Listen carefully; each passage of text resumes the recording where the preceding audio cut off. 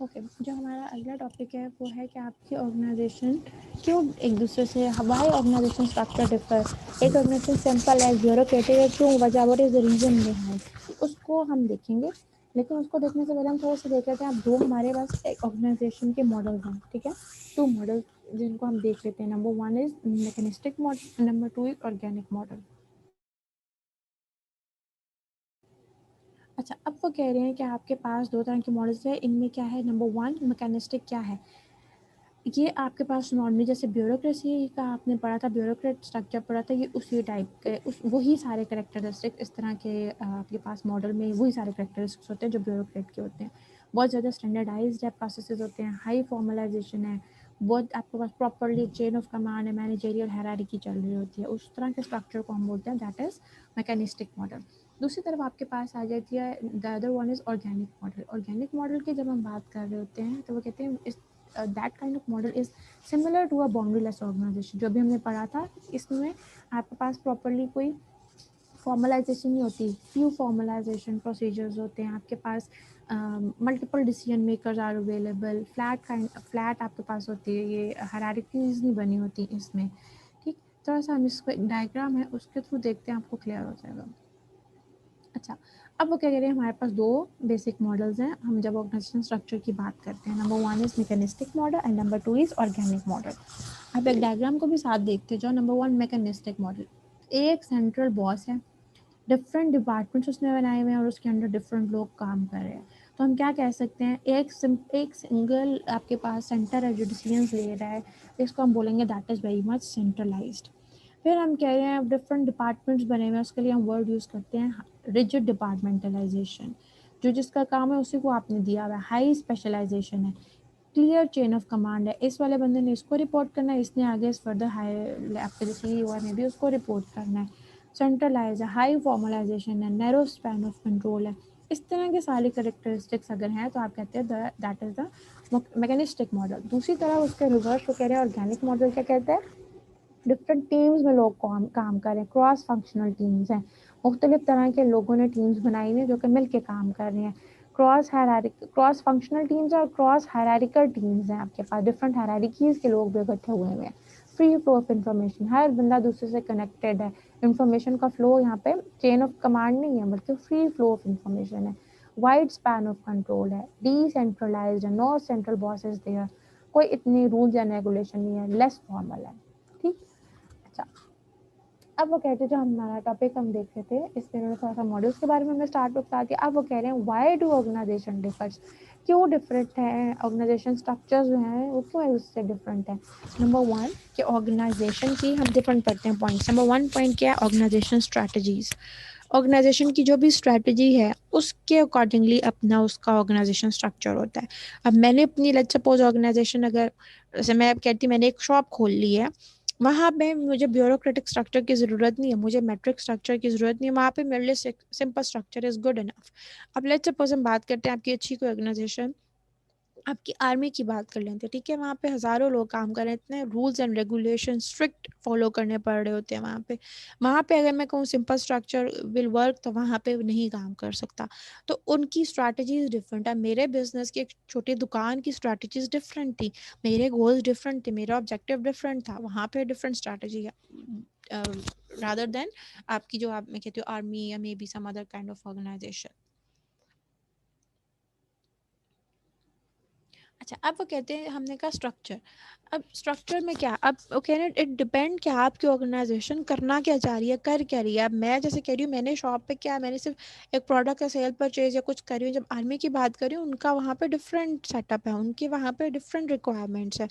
इसी तरह वो कह रहे हैं हम नॉर्मल की कोई भी ऑर्गेनाइजेशन की बात करते हैं, वो कह रहे हैं कि ऑर्गेनाइजेशन की डिफरेंट स्ट्रैटेजीज होती हैं जिसकी वजह से डिफरेंट उनके स्ट्रक्चर्स होते हैं। नंबर वन वो कह रहे हैं कुछ ऑर्गेनाइजेशन इनोवेशन स्ट्रैटेजी पे फोकस्ड होते हैं। इनोवेशन क्या, अब जैसे एप्पल के इन्होंने एग्जांपल दी हुई है, उनको क्या है, उन्होंने हर थोड़े अर्से बाद न्यू मॉडल, हर थोड़े अर्से बाद कोई यूनिक आपके पास फीचर्स दे देते हैं। तो उनकी स्ट्रैटेजी आपके पास डिफरेंट होगी, वो प्रॉपर ये ब्यूरोक्रेटिक काइंड ऑफ कल्चर की तरफ स्ट्रैटेजी स्ट्रक्चर की तरफ नहीं जा सकते हैं। उनको यहाँ पे कम्युनिकेट करना है लोग के साथ, टीम अप होना है, तो यहाँ पे इनकी स्ट्रैटेजी डिफरेंट है। Innovation strategy. दूसरी तरफ वो कह रहे हैं कॉस्ट मिनिमाइजेशन स्ट्रैटेजी। अब कॉस्ट मिनिमाइजेशन क्या है कि मुझे अपनी ऑर्गेनाइजेशन में जो थोड़े पैसों में मे भी ज़्यादा आउटपुट चाहिए, मैं अब चीज़ों की प्राइस कट करना शुरू हो गई हूँ, अननेसेसरी जो मेरे खर्चे एक्सपेंसेस हैं उनको रिड्यूस करना शुरू हो गई हूँ, कॉस्ट टाइट कंट्रोल है कॉस्ट पे, इस तरह की चीज़ें।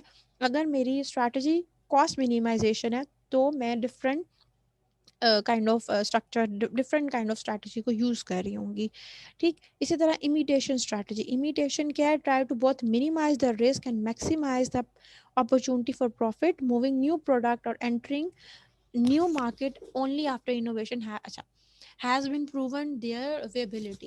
इमिटेशन होता है चीटिंग, चीट करना, कॉपी करना। अब मैं रिस्क नहीं लेना चाह रही, मैं कोई नई प्रोडक्ट अपने से बनाऊं और फिर मैं उसको लॉन्च करूं और वो ना चले और मेरा नुकसान हो जाए, तो यहाँ पे मुझे कॉस्ट, ऑब्वियसली बात है, मुझे कॉस्ट पड़ेगी उस चीज़ की। इससे बेहतर वो कह रहे हैं कुछ हैं इमिटेशन स्ट्रैटेजीज यूज़ करते हैं, रिस्क को कम करते हैं और अपॉर्चुनिटीज़ का फ़ायदा उठा रहे होते हैं। कैसे? आप उस प्रोडक्ट या उस मार्केट की तरफ जा रहे होते हो, ऐसी चीज़ इनोवेट कर रहे होते हो, ऐसी चीज़ की तरफ जा रहे होते हो जो ऑलरेडी ऑलरेडी इनोवेट हुई हुई है, प्रॉपरली चेक्ड है कि इसका एडवांटेज ही है। लेट्स सपोज हम बात करते हैं कोई भी जैसे टेलीकॉम की बात कर लो। यूफोन ने मेरे ख्याल से सबसे पहले सुपर कार्ड किया, लोगों ने लेना शुरू किया, वो स्ट्रैटेजी उनकी कामयाब होगी, प्रूव होगी। उसके बाद क्या किया, दूसरे जो टेलीकॉम जैसे जोंग एंड ऑल दैट, उन्होंने इसे इमिटेट करना शुरू कर दिया, इनकी स्ट्रैटेजी को कॉपी करना शुरू कर दिया। तो उनकी यहाँ पे उनका स्ट्रक्चर डिफरेंट होगा। तो इट डिपेंड कि आपकी ऑर्गेनाइजेशन की स्ट्रैटेजी पे काम कर रही है। यहाँ पे उन्होंने ओवरऑल थोड़ा सा बता दिया। उन्होंने कहा वो ऑर्गेनाइजेशन जो इनोवेशन स्ट्रैटेजी को फॉलो कर रही होती हैं वो ज़्यादा ऑर्गेनिक होती हैं, ज़्यादा उनको फॉर्मल रूल्स की या सेंट्रलाइज होने की ज़रूरत नहीं पड़ती, लो स्पेशलाइजेशन, लो फॉर्मलाइजेशन, डिसेंट्रलाइज होती हैं। दूसरी तरफ कह रहे हैं कॉस्ट मिनिमाइजेशन, कीमत कम करनी है मुझे चीज़ों की, मुझे ज़्यादा बेनिफिट चाहिए, मैं लगाऊं कम, मुझे आउटपुट ज़्यादा आ जाए। यहाँ पे मुझे टाइट कंट्रोल करना पड़ेगा, वर्क स्पेशलाइजेशन को अच्छे से नोटिस करना पड़ेगा, फॉर्मल सेंट्रलाइज हर चीज़। तो इट मीन्स यहाँ पे कौन से स्ट्रक्चर चल सकता है, मैकेनिस्टिक ज़्यादा अच्छा है। इमिटेशन में क्या है? इमिटेशन में you can use mix and match, mix of loose with tight properties. कहीं पे आप थोड़ा सा हार्ड ढीला रखते हो, कहीं पे आप प्रॉपर स्ट्रिक्ट रूल्स यूज़ करते हो। Tight control over current activities and loser control for new undertaking. जो अभी चल रहा है उसके लिए आप थोड़ा सा आप स्ट्रिक्ट रहते हो, लेकिन आगे जो फर्दर आपको फ्यूचर में है वहाँ पे आप थोड़ा सा अपने आप को एडजस्ट फ्लेक्सिबल भी कर लेते हो। तो इट डिपेंड के ओवरऑल में हम क्या कह रहे हैं कि ऑर्गेनाइजेशन क्यों डिफर करते हैं उनके structure, because they have different kind of strategies. यहाँ तक हम इसको क्लियर कर ले। अच्छा, फिर वो दूसरा कह रहे हैं कि ऑर्गेनाइजेशन का साइज़ क्या है। जो मैं शुरू से बात करती, मैं एक छोटी शॉप चला रही हूँ और एक ऑर्गेनाइजेशन इसमें 100 बंदा काम कर रहा है, तो हम ऑर्गेनाइजेशन के साइज़ डिफरेंट होने की वजह से डिफरेंट स्ट्रैटेजी फॉलो करनी पड़ती है। तो यहाँ पे वो यही बात कर रहे हैं कि वो ऑर्गेनाइजेशन, लेट्स सपोज जहाँ पे more than 2000 employees are there, they tend to have, उनको ज़्यादा स्पेशलाइजेशन, ज़्यादा डिपार्टमेंट्स बनाने पड़ते हैं, hierarchical level chain of command को फॉलो करना पड़ता है, ज़्यादा रूल्स बनाने पड़ते हैं एज कम्पेयर टू अदर्स। अच्छा, दूसरा वो कह रहे हैं अगर 500 से ज़्यादा हो गया तो उसका मे भी इतना ज़्यादा आपको नुकसान ना होगा एज़ कम्पेयर टू 2000 एम्प्लॉयज़ की ऑर्गेनाइजेशन है। वहाँ पे आपको you have to like more focused, ज़्यादा आपको चीज़ें को नोटिस करना पड़ रहा होता है। अच्छा, दूसरी चीज़ वो कह रहे हैं why differ because of the technology. Technology क्या है? Technology describes the way an organisation transfer input into output. किस तरीके से मैंने काम करना है, मैंने एक चीज़ को अपनी फाइनल प्रोडक्ट, कौन सा प्रोसेस है जिसको मैं, कौन से स्टेप्स हैं जिनको मैं यूज़ करके वो प्रोडक्ट बना रही हूँ, वो मेरी टेक्नोलॉजी पे डिपेंड, मतलब मेरी टेक्निक पर डिपेंड करता है जो मैं यूज़ कर रही हूँ, that is technology. Every organisation has at least one technology for converting financial human physical resources into product and services. कैसे मैंने अपना पैसा यूज़ करना है, कैसे मैंने अपने एम्प्लॉय यूज़ करने हैं, कौन कौन से मेरे पास जो फिजिकल रिसोर्सेज, जो मेरे पास चीज़ें अवेलेबल हैं, उनको मैंने कैसे यूज़ करना है। तो उसका भी डायरेक्ट इम्पैक्ट होता है आपके पास। अब जैसे यहाँ पे ने बात की हुई है कि आपके पास कुछ टेक्नोलॉजी आपके पास टेक्नोलॉजी स्ट्रक्चर रिलेशनशिप्स उन्होंने बताए हुए हैं कि लेट्स सपोज कि आपकी टेक्नो डिग्री ऑफ रूटीनीनेस, आपने कोई रूटीन एक्टिविटीज़ हैं जो डेली उसी तरह, एक मशीन है जो उसी तरह चलेगी जैसे आपने उसको बताया हुआ है। कोई एक ही प्रोडक्ट है जो आपने बल्क में क्रिएट करनी है, उसकी प्रोडक्शन हज़ारों लाखों में करनी है, तो वहाँ पे आप डिफरेंट है। रूटीन एक्टिविटी वहाँ पे आपको ज़रा स्टैंडर्डाइज ऑपरेशंस की तरफ जाना पड़ता है। दूसरी तरफ आपकी नॉन रूटीन एक्टिविटीज़ हैं, जहाँ पे आप कोई इनोवेशन की तरफ में भी जा रहे हो, कोई चीज़ रिवाइज करनी है, कोई अपडेट करनी है, कोई इस तरह की चीज़ें, जैसे कस्टम शू मेकिंग। जूते तो आप बना रहे हो लेकिन आज डिफरेंट डिज़ाइन है, कल में भी डिफरेंट डिज़ाइन, परसों डिफरेंट डिज़ाइन। फर्नीचर रीस्टोरिंग, आपने कोई उसको चेंज करके कुछ और बनाना चाह रहे हो। तो इस तरह की चीज़ें जहाँ पे नॉन रूटीन टास्क है वहाँ पे डिफरेंट होगा, वो जहाँ पे रूटीन टास्क है वहाँ पे डिफरेंट होगा। तो how you do the work, what is the process, what technology you use, उसका भी डायरेक्ट इम्पैक्ट है आपकी स्ट्रैटेजी पे। एंड द ओवरऑल आपका जो भी इन्वायरमेंट है, इन्वायरमेंट क्या है, इट इंक्लूड आउटसाइड इंस्टीट्यूशन और forces that can affect its performance, such as supplier, customer, competitors, government agencies, public pressure group. जो भी आपके पास इन्वायरमेंट की जितनी भी फैक्टर्स आ जाते हैं, आपके कस्टमर्स वगैरह, आपके आउटसाइड की जो फोर्सेस हैं वो भी इम्पैक्ट करती हैं आपकी इनसाइड आपने कैसे काम कर रहे हैं। ठीक। Dynamic environment create significantly more uncertainty for manager than do static one। अब वो दो टर्म यूज कर रहे हैं, कह रहे हैं एक आपके पास डायनामिक है, एक स्टैटिक है। डायनामिक में थोड़ा सा चेंजेस का आप करो तो वहाँ कर सकते हो, स्टैटिक थोड़ा सा आपके पास रिजिड हो जाता है।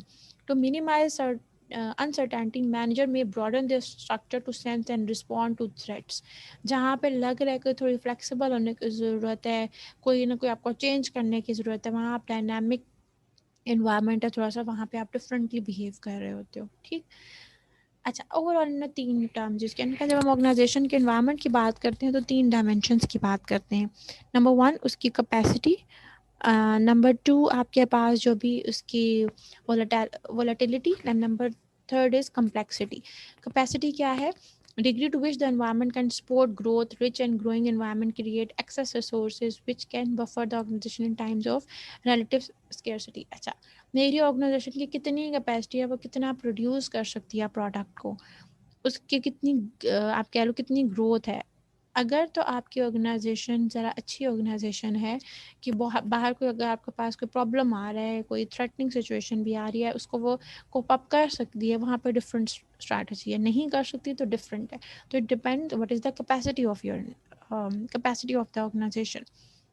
नंबर टू सॉरी, volatility क्या है, the degree of instability in the environment। a dynamic environment with a high level of unpredictable change, dynamic है, change हो रहा है, आपके पास changes आ रही हैं, तो वहाँ पे different है, because information technology changes at such a rapid place। for instance जो भी उसका environment है, means कि overall आपकी जो आपकी ऑर्गेनाइजेशन जो है उसकी वोलेटिलिटी क्या है, मीन्स कि कितना इंस्टेबिलिटी कितनी है उसमें। और फाइनली द कम्प्लेक्सिटी क्या है, the degree of heterogeneity and concentration among environmental elements. Simple environment है, जैसे आपके पास let's suppose like a tobacco industry, homo एक ही तरह की चीज़ें आप यूज़ कर रहे हो नॉन, या आपके पास कोई इन्वायरमेंट है जो हेट्रोजेनिटी पे है, या आपकी ब्रॉड कम्प्लेक्स या डाइवर्स इनोवेटिव चीज़ें आप बनाना चाह रहे हो। यहाँ पे अगर देखो तो उन्होंने इसको इस तरह बताया, उन्होंने कहा या तो आपकी तीन डायमेंशन है, आपका जो इन्वायरमेंट है वो सिंपल है या आपका कम्प्लेक्स है। दूसरा आपके पास वो कह रहे हैं या तो आपके पास बहुत ज़्यादा रिसोर्सेज है, अबंडेंट है, या आपके पास बहुत स्केयर रिसोर्सेज है, लिमिटेड चीज़ें जिनको आपने यूटिलाइज करना है। या आपका इन्वायरमेंट स्टेबल है, या आपके इन्वायरमेंट में सडन चेंजेस आ रहे हैं, रोज़ नई नई टेक्नोलॉजिकल एडवांसमेंट आ रही हैं, चेंजेस आ रहे हैं। तो ये तीन डायमेंशन हैं इन्वायरमेंट की, कि आइदर इट इज़ सिंपल और कम्प्लेक्स, abundant resources या scarce resources, stable और dynamic, या हम दूसरे वर्ड्स में कह देते हैं इसको, आपके पास उसकी कैपेसिटी, उसकी वॉलेटिलिटी, और जो उसकी आपके पास कम्प्लेक्सिटी है, how much it is complex. ये तीन चीज़ें आपको इन्वायरमेंट को एक्सप्लेन करती हैं, थ्री डायमेंशंस हैं। तो ओवरऑल हमने यहाँ पे हम इस चैप्टर को वाइंड अप करेंगे। यहाँ पे हमारा लास्ट टॉपिक था कि आपके पास सिंपली आपने क्या कहा, आपने कहा कि आपके ऑर्गेनाइजेशन की स्ट्रैटेजीज जो हैं वो आपके ऑर्गेनाइजेशन का स्ट्रक्चर जो है वो डिफरेंट होता है डिफरेंट ऑर्गेनाइजेशन का। क्यों? बिकॉज ऑफ द फैक्ट कि they have different strategies, they have different organisational size, they their processes, their technology is different, and the last one is their environment is different. Right. यहाँ पे हम अपने topic को wind up करेंगे।